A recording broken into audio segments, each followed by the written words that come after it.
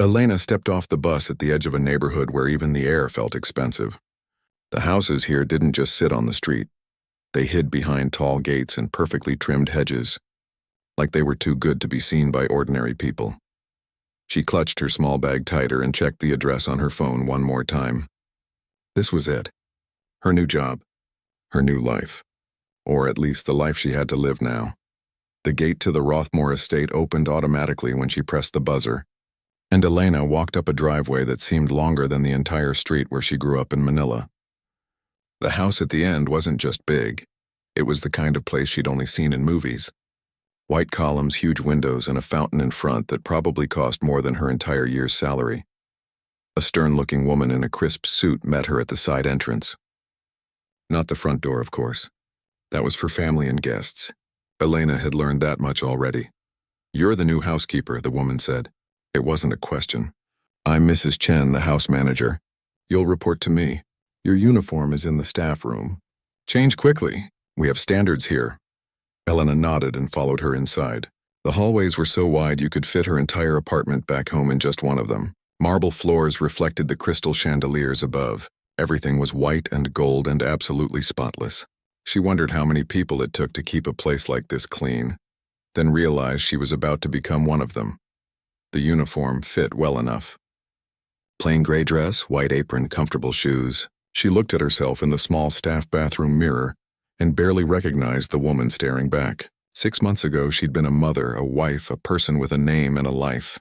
Now she was just another pair of hands to dust and sweep and polish. Mrs. Chen handed her a list of rooms and instructions. "The family doesn't like to be disturbed. Stay quiet, stay invisible, stay efficient. Mr. Rothmore is usually in his office on the 3rd floor. Don't interrupt him unless the house is on fire. Mrs. Rothmore is preparing for a charity event, so she's in and out. The children you'll barely see. The daughter is 17 and thinks she's an influencer. The son is 10 and barely talks to anyone." "Yes, ma'am," Elena said softly. "One more thing," Mrs. Chen added, her voice dropping slightly. "Don't touch the piano in the East Wing music room. Just dust around it. It belonged to Mrs. Rothmore's mother and no one plays it anymore. It's off limits, a piano." Elena's heart did a small, painful jump. She hadn't thought about pianos in years. "Couldn't afford to." "I understand," she said. The first few hours blurred together. Elena cleaned bathrooms that were bigger than bedrooms, dusted shelves filled with books that looked like they'd never been opened, and vacuumed carpets so thick her feet sank into them. The house was beautiful, but it felt empty, cold, like a museum instead of a home. She saw Mr. Rothmore once from a distance. He walked right past her in the hallway, phone pressed to his ear, talking about stocks and mergers. His eyes never even flickered in her direction. She might as well have been a piece of furniture. Mrs. Rothmore was different but the same. Perfectly dressed, perfectly made up, she gave orders without looking at the person she was talking to.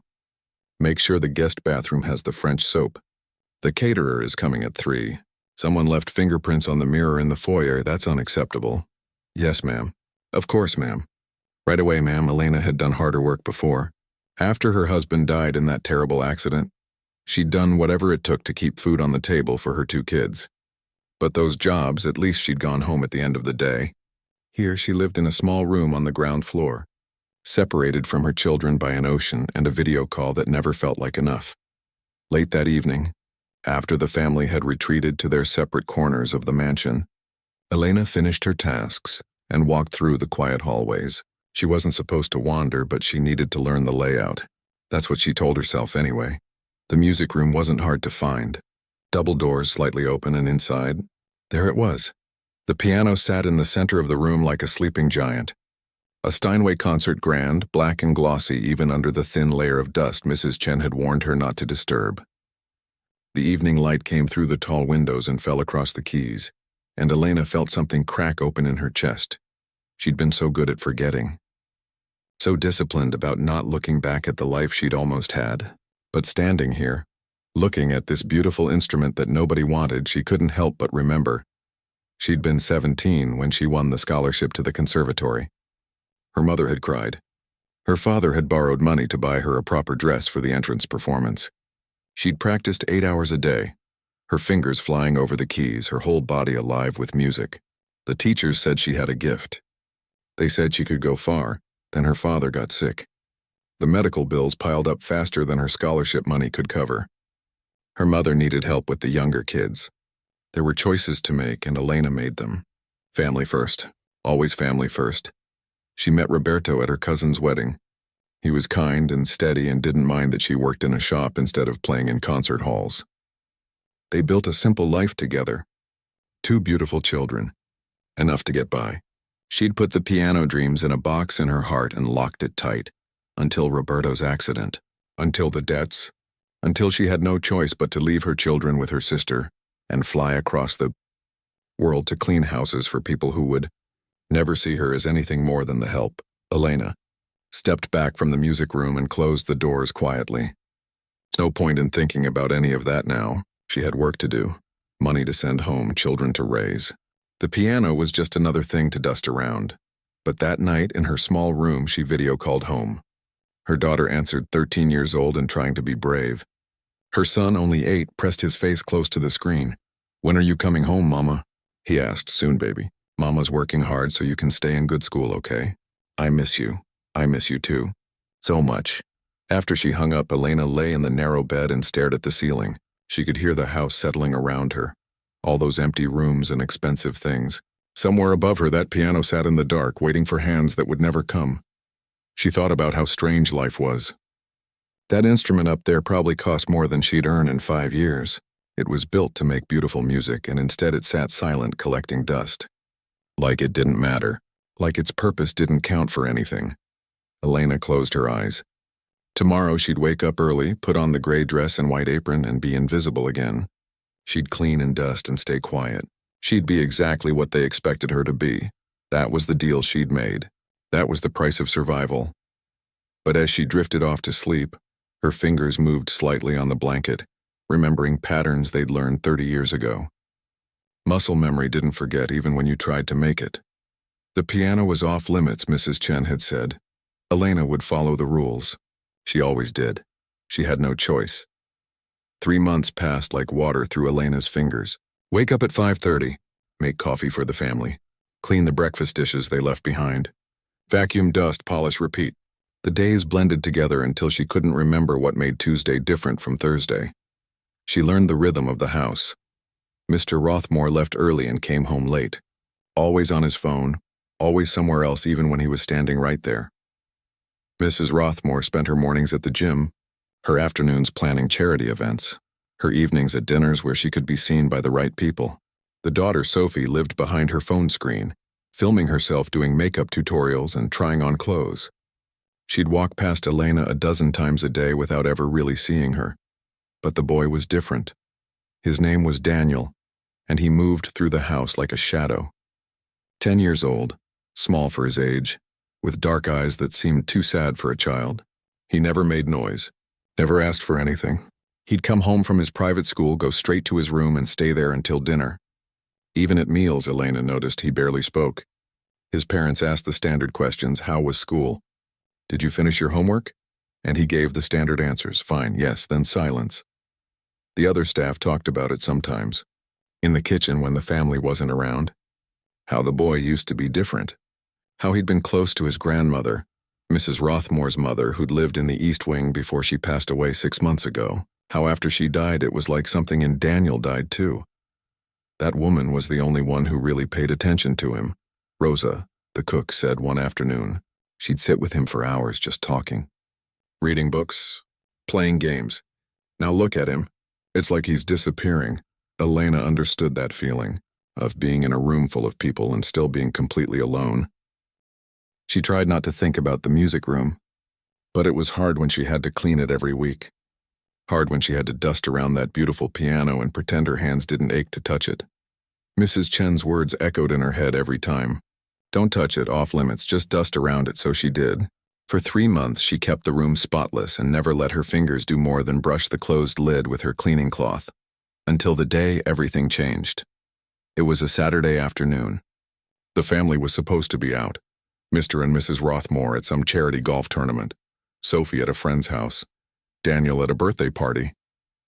Elena had the house mostly to herself, just her and Rosa and the gardener outside. She was cleaning the music room, taking her time because the afternoon light coming through the windows was so beautiful. She'd finished dusting and was about to leave when she stopped at the piano. Really looked at it, 3 months of walking away, 3 months of being good, 3 months of keeping that box in her heart locked tight. But today, with the sun warm on her shoulders and the house so quiet she could hear her own heartbeat, something broke, just one note, she thought, just one. No one would know. Her finger pressed down on middle C. The sound rang out pure and clear, and it hit her like a wave. How long had it been? 20 years more. One note became a chord. A chord became a phrase, and then her hands were moving on their own, remembering what her mind had tried to forget. She sat down on the bench and played Chopin, Nocturne in E-flat major, her mother's favorite. The piece she'd played at her conservatory audition a lifetime ago. The music poured out of her, and with it came everything she'd been holding back. The grief of losing Roberto, the pain of leaving her children, the exhaustion of being invisible, the dreams she'd buried so deep she'd almost convinced herself they'd never existed. Her fingers flew across the keys and tears ran down her face, and she didn't care. For these few minutes, she wasn't a maid or a widow or someone's mother. She was just Elena playing piano, remembering what it felt like to be whole. She didn't hear the door open. Didn't notice she wasn't alone until the last notes faded and she heard it. Someone was crying. Elena spun around, her heart jumping into her throat. Daniel stood in the doorway, tears streaming down his face. He stared at her like he'd seen a ghost. "I'm so sorry," Elena said quickly, standing up so fast she almost knocked over the bench. "I wasn't supposed to. I know I shouldn't have. Please don't tell Mrs. Chen. I'll never—" "Don't stop," Daniel said. His voice was rough, like he hadn't used it properly in a long time. "Please, don't stop." They looked at each other across the room. This small boy with his sad eyes and this woman with her hands still shaking. Two people who understood what it meant to be lonely in a house full of everything except what actually mattered. "You weren't supposed to be home," Elena said softly. "The birthday party, I didn't want to go." Daniel took a step into the room. "Parties are loud. Everyone asks questions. I told Mom I had a stomach ache and she didn't really care as long as I stayed quiet." He wiped his eyes with his sleeve. That music. It sounded like how I feel inside. Sad but beautiful, like it understands. Elena's throat tightened. "You should feel that way at 10 years old. My grandmother used to play that piano," he said, moving closer. "Not as good as you. But she played sometimes when it was just us. After she died, nobody touched it anymore. It's been so quiet here. Everything's quiet now." His voice dropped to almost a whisper. "I miss her so much." Without thinking, Elena opened her arms and Daniel crashed into her, sobbing like he'd been holding it in for months. Maybe he had. She held him while he cried. This child who had everything money could buy and nothing that actually mattered. When his tears finally slowed, he pulled back and looked up at her. "Where did you learn to play like that?" So Elena told him. Not everything, but enough. About the conservatory in Manila. About the scholarship and the dreams and the choices she'd had to make. About how music had been her whole world once before life required different things from her. Daniel listened with an intensity she'd never seen from him before. Like every word mattered. Like she mattered. "Why did you stop?" he asked. "Sometimes we have to put away the things we love," Elena said. "To take care of the people we love more. That's sad. Yes, it is." Daniel looked at the piano, then back at her. Could you teach me? To play, I mean. I know you're busy and I know you're not supposed to, but I'll be really quiet and I won't tell anyone and—" "Daniel," Elena interrupted gently. "I could lose my job. I won't tell. I promise, please." His eyes were desperate. "I need something. I don't know. Something that's mine. Something that means something." Elena knew she should say no, knew this was dangerous. But she looked at this lonely child in his big empty house and saw her own son's face on the video calls, saw what it looked like when a kid was drowning and nobody noticed. "Okay," she heard herself say, "but only during times when I'm supposed to be cleaning this room. Only when we're sure nobody else is home. And if your parents find out, they won't." For the first time since she'd met him, Daniel smiled. Actually smiled. "Thank you. Thank you so much." Over the next few weeks, something unexpected happened. During Elena's scheduled cleaning times in the music room, Daniel would appear. She taught him the basics. How to sit, how to curve his fingers, how to read the simplest sheet music. He was clumsy at first, hitting wrong notes, getting frustrated. But he kept trying, and slowly he started to change, started to seem less like a ghost. He talked more during their secret lessons. Told her about school, about how he didn't really fit in with the other rich kids, about how much he missed his grandmother's stories. Elena listened and taught and watched this child come back to life, one piano key at a time. She started to play for him too. Short pieces at first, then longer ones. He'd sit beside her on the bench watching her hands, asking questions. "How do you make it sound so sad?" he'd ask. "You have to feel it," she'd say. "Music isn't just notes on a page. It's everything you are coming out through your fingers." Rosa noticed the change in Daniel. Mentioned at dinner one night that the boy seemed happier, more present. Mrs. Rothmore made a vague comment about growth phases and went back to her phone. Elena and Daniel kept their secret. The piano that nobody wanted became the thing that saved them both. Not completely. Not enough to fix everything that was broken, but enough to remember that broken things could still make beautiful sounds. Enough. For now. The lessons had been going on for almost 2 months when everything fell apart. It started with Mrs. Rothmore's phone call. Elena was polishing the dining room table when she heard Mrs. Rothmore's voice rising from the study, sharp with panic. Something about the gala. Something about a disaster. "What do you mean he canceled?" Mrs. Rothmore was saying. "The event is in 2 weeks." 2 weeks. "Do you understand what this means?" Elena kept her head down and kept polishing. Not her business. Never her business. But at dinner that night, she couldn't help overhearing the conversation. The family actually ate together for once, though Mr. Rothmore kept checking his phone and Sophie kept trying to sneak glances at hers under the table. "The pianist we hired for Mother's Memorial Gala has backed out," Mrs. Rothmore said, her voice tight. "Some scandal. It's all over the news. His reputation is destroyed and he's refusing all public appearances." "Can't you just hire someone else?" Sophie asked, not really interested. "It's not that simple. This isn't background music.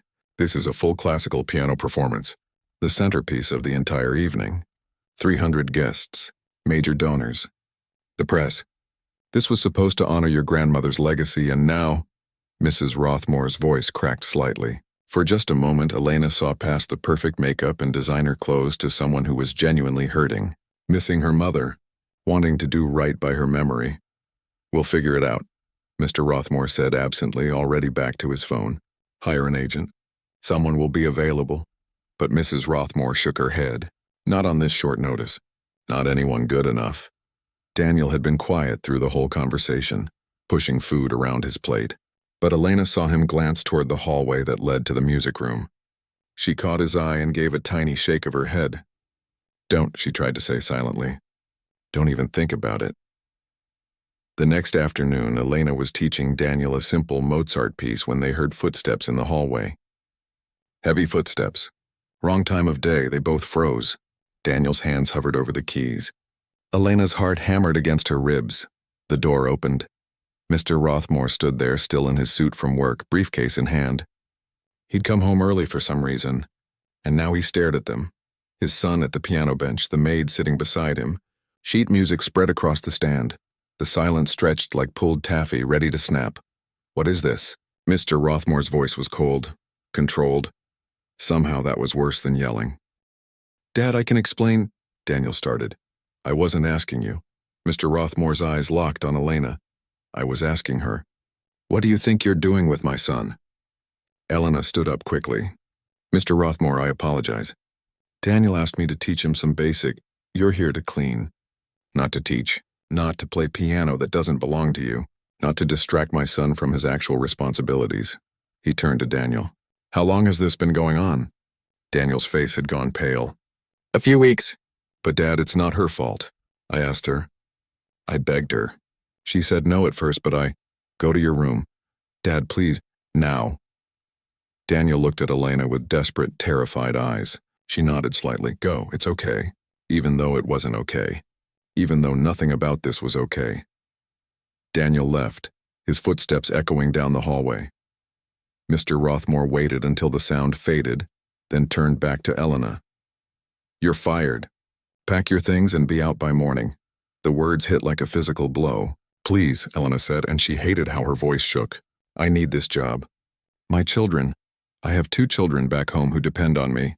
This job is everything. You should have thought about that before you decided you were something more than the help. His face was stone. No mercy there. No understanding. This is inappropriate on every level. You overstepped. There are boundaries and you crossed them. I was just trying to help your son, Elena said. And now anger mixed with her fear. He's lonely. He's hurting. He needed. Don't tell me what my son needs. Mr. Rothmore's voice rose for the first time. You don't know anything about him. You don't know anything about this family. You're hired staff. That's all you are. That's all you've ever been. Elena felt something crack inside her. All the months of being invisible, of staying small, of accepting that her worth was measured by how well she cleaned and how quiet she stayed. It all came flooding out. You're right, she said. I don't know your son. But you know what? Neither do you. Mr. Rothmore's eyes went wide. No one talked to him like that. Probably no one ever had, but Elena couldn't stop. When was the last time you actually talked to him? Really talked to him? Not just how was school at dinner before you go back to your phone. When was the last time you noticed that he's barely eating? That he hasn't smiled in months? That he's drowning in grief and nobody's throwing him a rope? How dare you? I dare because someone needs to. Elena was shaking now, but she stood her ground. That boy lost his grandmother, the only person in this whole enormous house who actually saw him. And now he's invisible to everyone, including you. Get out! Mr. Rothmore's voice was ice. Get out of my house right now. The door burst open. Daniel stood there, tears streaming down his face, and behind him, drawn by the raised voices, came Mrs. Rothmore and Sophie. Don't fire her, Daniel was shouting. Please, Dad, don't fire her. She didn't do anything wrong. Daniel, go back to your room. No. For a small kid, Daniel's voice was loud. You never listen. You never see me. Nobody in this family sees me except her. He pointed at Elena. She's the only person who talks to me like I matter. She's the only person who... His voice broke into sobs. I miss Grandma. I miss her so much and nobody even cares. Nobody talks about her. It's like she never existed. And then Elena played piano and it was like Grandma was back for a minute.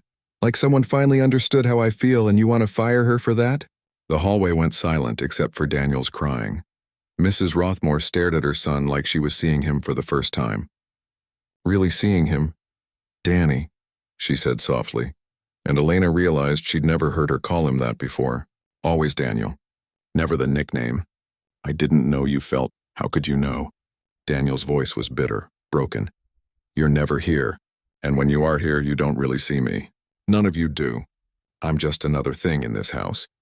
Another responsibility to check off your list. Sophie shifted uncomfortably. Even she looked shocked. Danny, that's not... Yes, it is. Daniel wiped his face with his sleeve. Elena's the only one who listens when I talk. The only one who doesn't treat me like I'm in the way. She teaches me piano and tells me stories and actually cares if I'm sad. And you want to fire her because that's inappropriate? He turned to his father. What's inappropriate is that a person we hired to clean has to be the one to notice your son is falling apart. The words hung in the air like smoke. No one seemed to know what to say. Mrs. Rothmore looked at her husband, then at Elena, then back at her son. Really looked at him, saw the weight he was carrying, saw how thin he'd gotten, saw the shadows under his eyes. Richard, she said quietly, I think we need to talk. As a family, there's nothing to talk about. I'm not keeping an employee who... She plays piano? Mrs. Rothmore interrupted. She stepped closer to Elena. You play classical music? Elena nodded, not trusting her voice. Where did you learn? Manila Conservatory. I had a scholarship. The words came out flat, tired. What did it matter now? Mrs. Rothmore's expression shifted. Something clicked behind her eyes. You're trained. Professionally trained? A long time ago, before... Elena gestured vaguely, encompassing everything. Before life happened. Before dreams became luxuries she couldn't afford. Mrs. Rothmore was quiet for a long moment. Elena could see her thinking, calculating, working through something.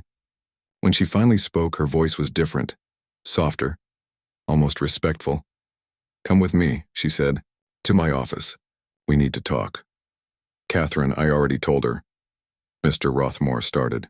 This is my mother's gala, Mrs. Rothmore said firmly. My decision. Come, Elena. Elena followed, not knowing what else to do.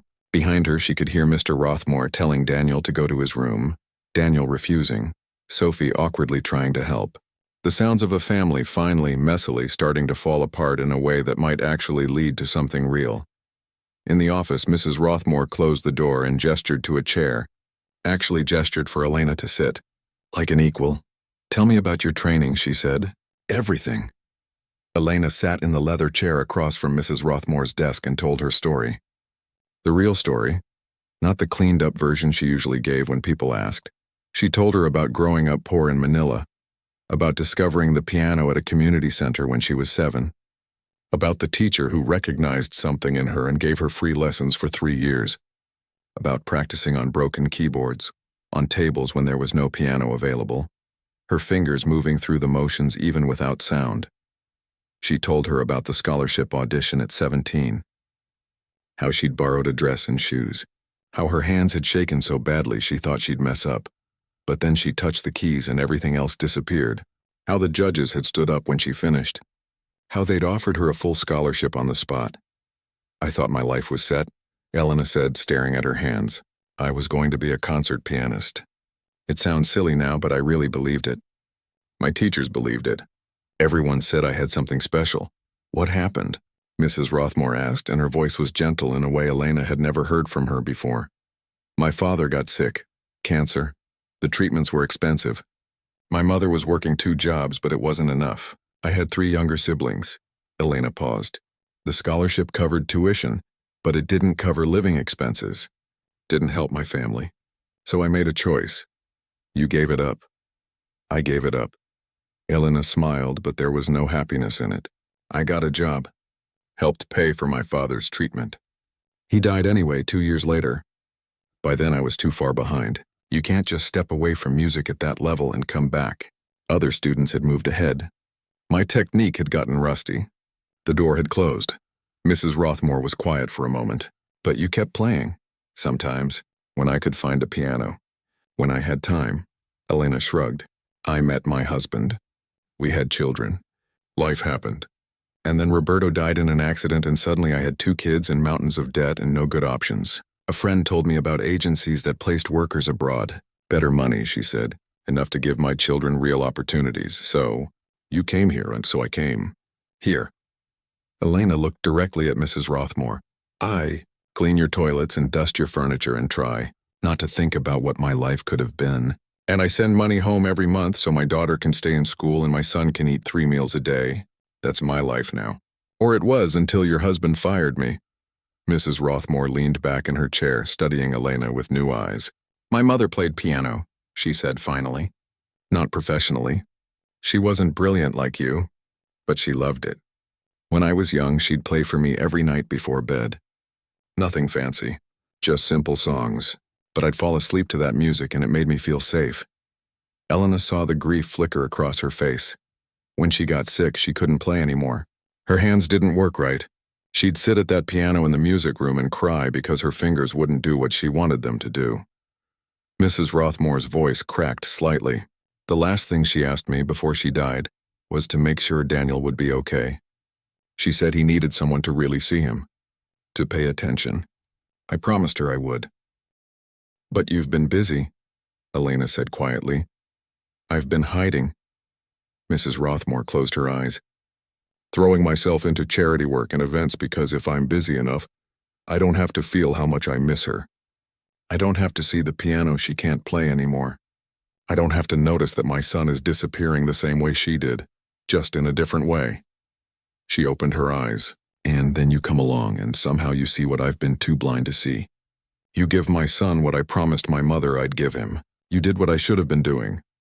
Elena didn't know what to say to that.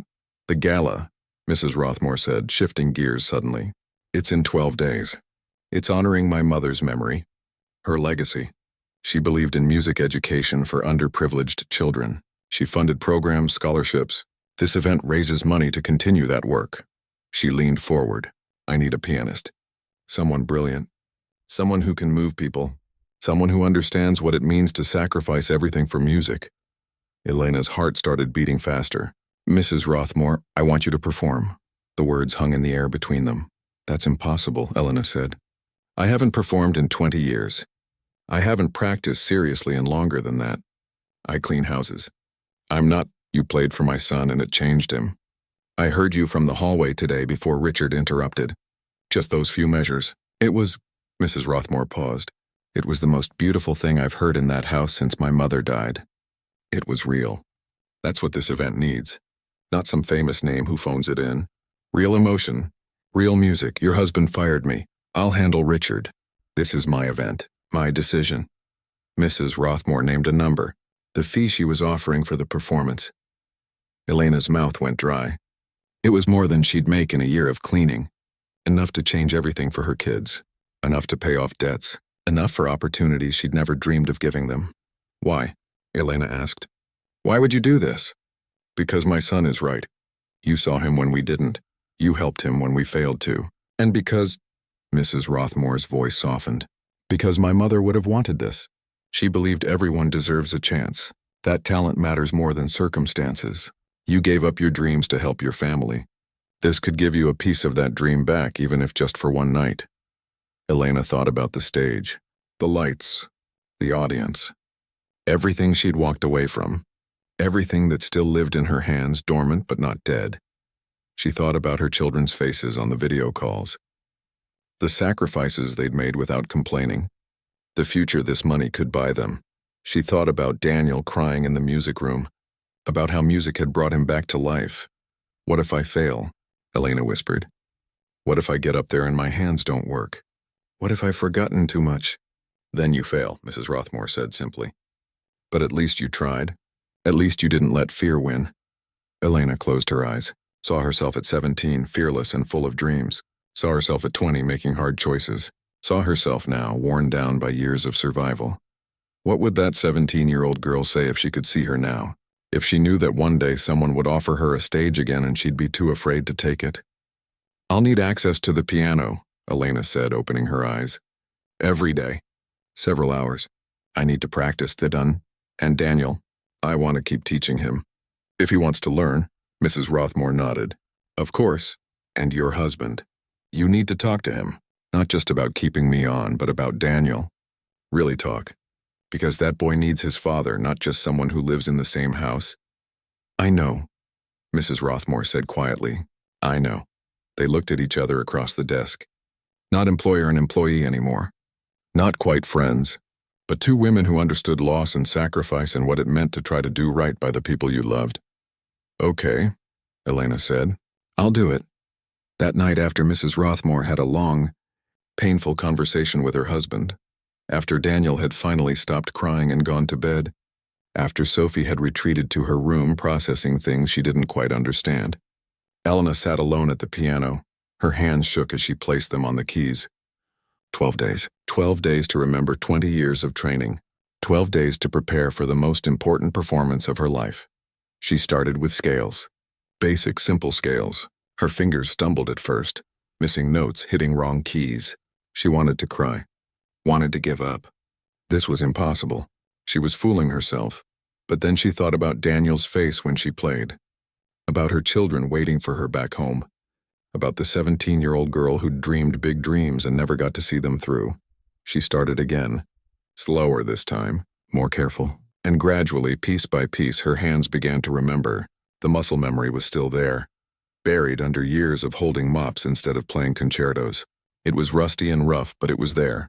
She practiced until her fingers ached, until her back hurt from sitting, until the early morning light started creeping through the windows.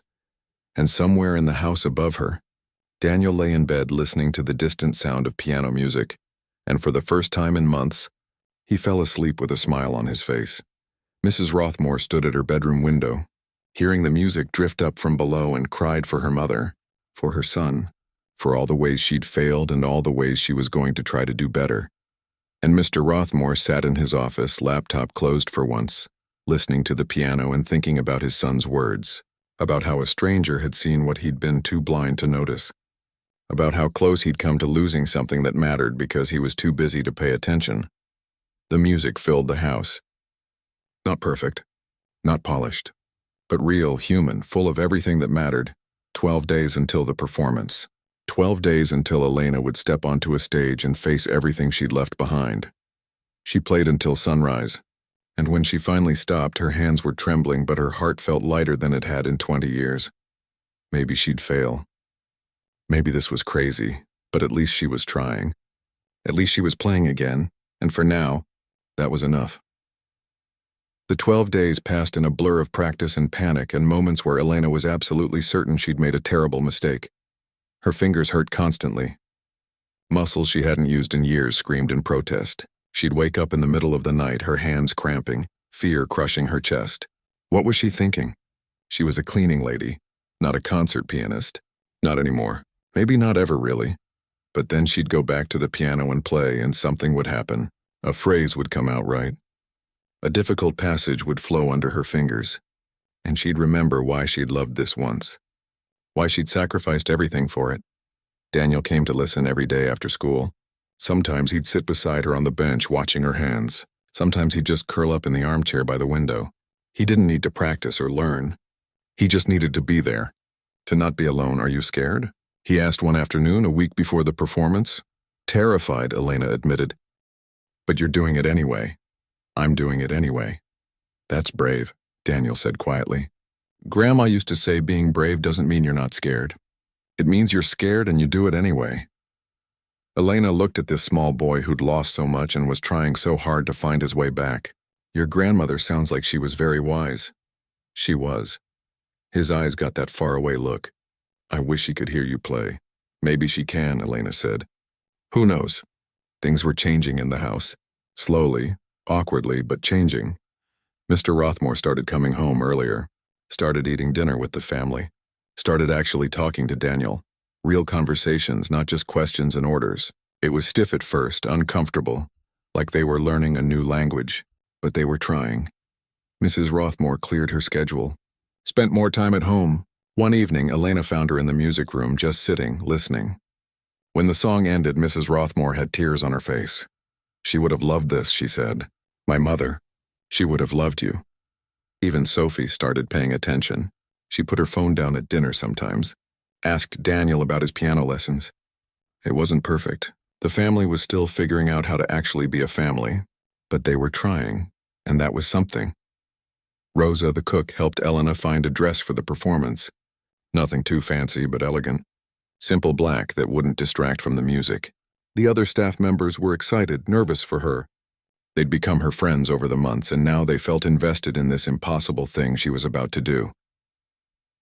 The night before the gala, Elena couldn't sleep. She went to the music room at 2 in the morning and just sat at the piano, not playing, thinking.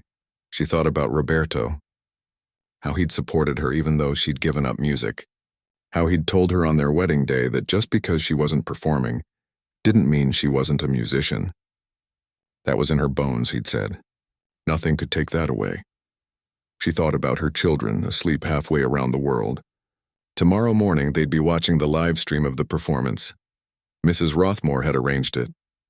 Elena's daughter, Maria, had been so excited on their last video call she could barely sit still. Mama, you're going to be on a real stage. With real lights. Everyone's going to see how amazing you are. And Elena thought about the 17-year-old girl she'd been. The one who'd dreamed big and believed anything was possible. The one who'd had to grow up too fast and make choices that broke her heart. I hope I make you proud, she whispered to that girl. To Roberto. To everyone she was doing this for. The gala night arrived. The Rothmore estate had been transformed. Lights everywhere. Valets parking luxury cars. People in expensive suits and designer dresses flowing through the front entrance. Elena had only ever seen this house from the working side. Now she was seeing it the way the wealthy saw it. Impressive, powerful, intimidating. She stood backstage in the grand ballroom they'd set up, peeking through the curtain. 300 people, maybe more. The press in the back with cameras. Important people, influential people. People who went to professional concerts and knew what good music sounded like. Her hand started shaking again. You've got this, a voice said behind her. She turned. Daniel stood there in a suit that made him look older. Beside him, Mr. and Mrs. Rothmore. Sophie hung back a bit, but she was smiling. Encouraging. We just wanted to say good luck, Mrs. Rothmore said. And thank you. For everything. Mr. Rothmore stepped forward. This man who'd fired her, who'd called her nothing but the help, looked uncomfortable. But he met her eyes. "I was wrong," he said. "About you. About what you meant to my son. To my family. I'm sorry, it wasn't eloquent. It wasn't much, but it was real, and Elena could see it cost him something to say it." "Thank you," she said. Daniel hugged her quickly. "Don't be scared," he whispered. "Just remember what you told me, feel it. Let everything you are come out through your fingers." Then they were gone, taking their seats, and Elena was alone. The coordinator gave her a signal. 5 minutes. Elena closed her eyes and breathed. In and out, steady. She thought about why she was here. Not for the money, though, that mattered. Not for the chance to perform, though that was a gift. She was here for every person who'd ever had to give up their dreams to survive. For every talent buried under necessity. For everyone who thought they were too old, too late, too far gone to try again. She was here because sometimes life gave you a second chance, and you had to be brave enough to take it. "Ladies and gentlemen," she heard Mrs. Rothmore's voice from the stage. "Tonight we honor my mother's memory and her commitment to music education. She believed that talent exists everywhere in every circumstance, but opportunity does not. She believed in giving people chances, in seeing value where others see nothing." Elena stepped up to the curtain. "The woman you're about to hear embodies everything my mother believed in. She's a Juilliard-level talent who gave up her dreams to care for her family. She's someone who this household failed to see for months because we were looking at her position instead of her person. She reminded us what matters, and tonight she's going to remind all of us why music matters. Why dreams matter? Why people matter." The curtain opened. The lights hit Elena's eyes. The crowd was a blur of faces. She walked to the piano, her legs somehow carrying her even though she felt like she might fall. She sat down, adjusted the bench, placed her hands on the keys. The room went silent, and Elena played. She started with Chopin, the nocturne that had brought her back to music. Her fingers found the notes like coming home. The melody rose and fell, sad and sweet, and everything she'd felt over the past 20 years. Every sacrifice, every loss, every moment of beauty found in darkness, the room disappeared. There was only the music and her hands and everything pouring out. She played Rachmaninoff next, technically challenging, emotionally raw. Her fingers flew over the keys, remembering things she thought she'd forgotten. The years fell away. She wasn't a 42-year-old widow cleaning houses. She was everyone she'd ever been all at once. The girl with dreams. The woman who'd sacrificed. The mother fighting for her children. The musician who'd never really died. For her finale, she played something she'd never performed before. A traditional Filipino kundiman, a love song her mother used to sing. She'd arranged it herself during the practice days, pouring her homeland into it. Her roots. Her heart. When the last note faded, there was silence. Elena's hands trembled on the keys. Had she failed? Was it terrible? Then the room exploded. People were standing, applauding, some crying. The ovation went on and on. Elena looked out at the crowd, stunned. In the front row, Daniel was on his feet, clapping so hard his hands must hurt, tears streaming down his face. Mr. and Mrs. Rothmore stood beside him, holding hands, their faces transformed.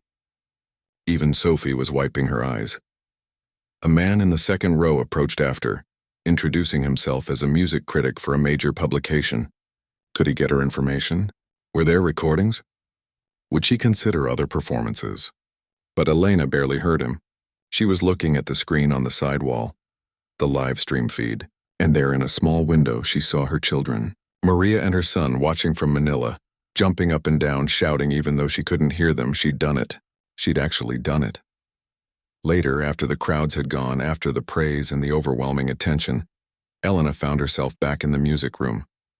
Just her and the piano and the quiet. Daniel appeared in the doorway. "Can I come in?" Of course, he sat beside her on the bench. "You were amazing. Like really, really amazing. Thank you for believing I could do it," Elena said. "Thank you for teaching me that broken things can still make beautiful sounds," Daniel said. "Grandma used to say that. I didn't understand it until I met you." They sat in comfortable silence for a moment. "Will you keep teaching me?" Daniel asked. "I know everything's different now. I know you might leave or do concerts or—" "I'm not going anywhere," Elena said firmly. "Not yet anyway. We have a lot of work to do, you and me." The truth was, Mrs. Rothmore had offered Elena a new position. Not as a maid, as Daniel's piano teacher and the family's music coordinator. Better pay, actual respect, and freedom to pursue other opportunities, including the offers that were already coming in. Elena's children would come visit in the summer. She'd have time to see them, really be with them. The money from tonight would help, but more than that, she had hope again. Possibilities again. She'd never be the concert pianist 17-year-old Elena had dreamed of becoming. That ship had sailed, but maybe she could be something else. Something real. A teacher, a mentor, someone who helped others find their music. Play the nocturne again? Daniel asked. So Elena played, and Daniel listened, and somewhere the house had shifted from being just a building to being something like a home. Not perfect. Never perfect, but real. And that was better.